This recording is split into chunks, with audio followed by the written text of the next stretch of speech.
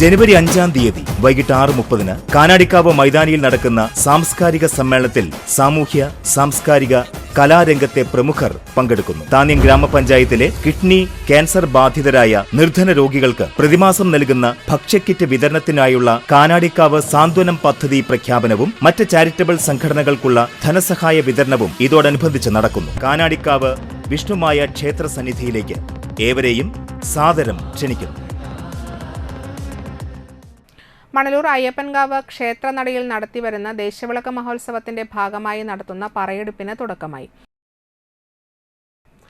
ശനിയാഴ്ച രാവിലെ എണ്ണാഭിഷേകം, നിർമ്മാല്യ ദർശനം, ഗണപതി ഹോമം എന്നിവയ്ക്ക് ശേഷം ക്ഷേത്രനടയിൽ മേൽശാന്തിയിൽ നിന്നും അയ്യപ്പസ്വാമിയുടെ കോലം പൂജിച്ച് ഏറ്റുവാങ്ങി. തുടർന്ന് പൊറ്റയിൽ ആലിന് സമീപത്തു നിന്നും പ്രഥമ പറന്നിറയ്ക്കൽ ചടങ്ങും നടത്തി. ദേശവിളക്ക് committee president Sudheer Pottekkat, Sunil Kochath, secretary Santhosh, joint secretary MT Thajan, Ranjith Thandamarambil, treasurer Ajeesh Soman, Adarsh, Gokuldas തുടങ്ങിയവർ ചടങ്ങുകൾക്ക് നേതൃത്വം നൽകി.